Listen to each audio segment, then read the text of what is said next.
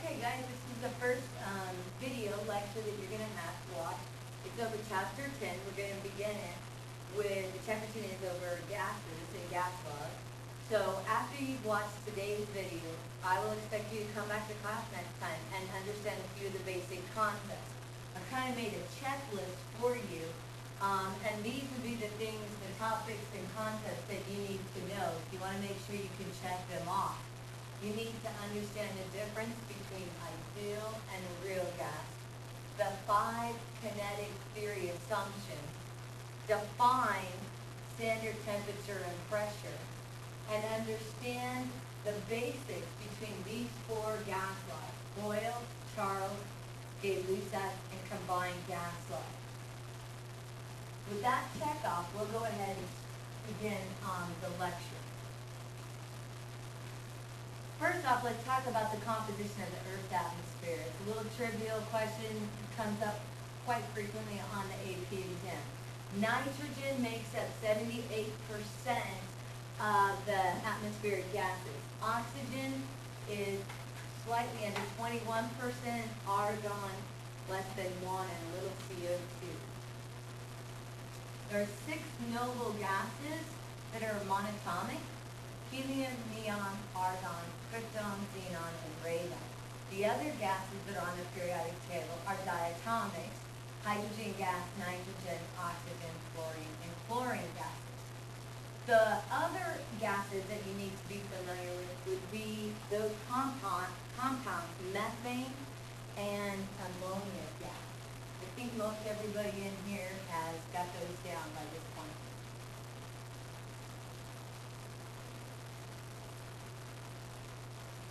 Now, gas basically means chaos. It can fill any container it occupies. It's highly compressible. It's easily confined to a small volume if you increase the pressure. Gas molecules are widely separated and in ceaseless rapid motion, random motion. Gases are defined by 4 physical quantities, and these quantities are going to help us to calculate the different gas laws. We have pressure. We're going to use the unit P, designates pressure.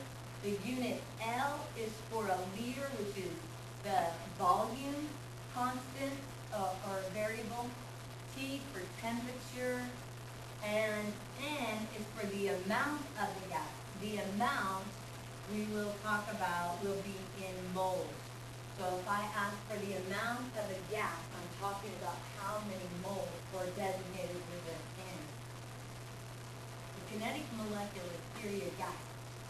This model is based on ideal gases.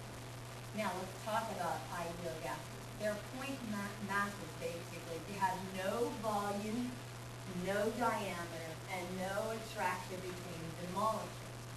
We're going to say they're ideal gases because gases, under ordinary conditions like room temperature and pressure, are going to behave ideally.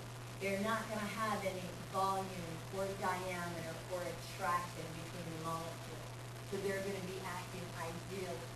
Now, real gases actually do have some volume and some attraction between the molecules. But for the sake of simplicity in our calculations, we're going to be calculating ideal gases in ideal situations, or in ordinary conditions. So you need to know the difference between ideal and real gases. Now, I didn't mention, but it's right here. Room temperature is fairly high, and the pressure is fairly low. So room temperature is high, and the pressure is low. That's one of those quiz questions that might come up, and it also might be on your test. So know the difference between ideal and real and ordinary conditions. The assumptions of the kinetic theory. There are 5 assumptions of the kinetic theory.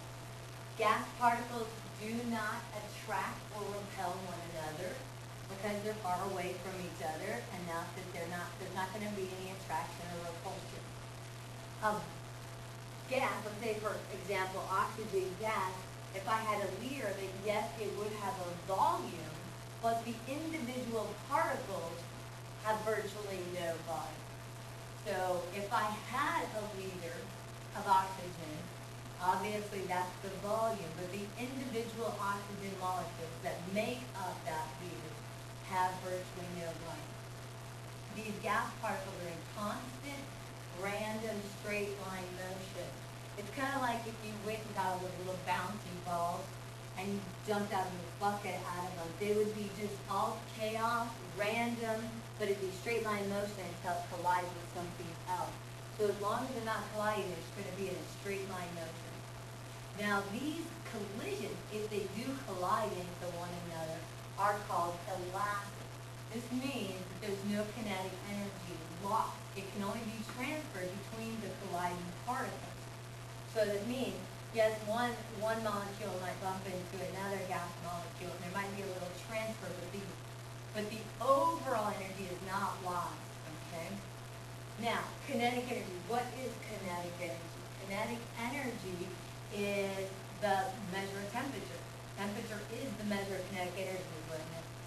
Remains constant as long as the temperature remains the same, because they are they go hand in hand.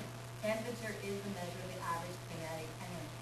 Now, out of these 5 assumptions, I want to make sure that you understand, and I think before you even came to class, you knew that gas particles are far enough away that there really isn't any attraction or repulsion. Gases themselves, and a whole bunch of them have a volume, but the individuals have virtually none. Very, very, very simple. Gas particles are in constant random motion. Think of those little balls bouncing around. And the collisions are called elastic collisions because they don't lose any kinetic energy. It's just that they get transferred. You can kind of think of it like an elastic rubber band. You can pull it out, you can stretch it out and put it back, but you still have that same rubber band. You didn't lose any of that rubber band. You don't lose any energy. And then kinetic energy remains constant as long as I don't change the temperature. Now, things to know. When we do gas laws, we have to know a couple of little things. And we've already heard the STP, and I said not to really worry about it because it didn't matter until this point. But STP stands for standard temperature and pressure. The standard temperature is considered 0 degrees Celsius or 273 degrees, or excuse me, Kelvin. Either or, how do you convert between Kelvin and Celsius? Kelvin is equal to Celsius plus 273. Now, for the sake of simplicity, we don't have to worry about the 0.15. Just know that Kelvin equals Celsius plus 273. The standard pressure is considered to be 101.325 kPa. For all gas products, the pressure can be in a kilopascal, a millimeter of mercury, a torr, an ATM unit. But the temperature absolutely must be in Kelvin before you begin to do any calculation.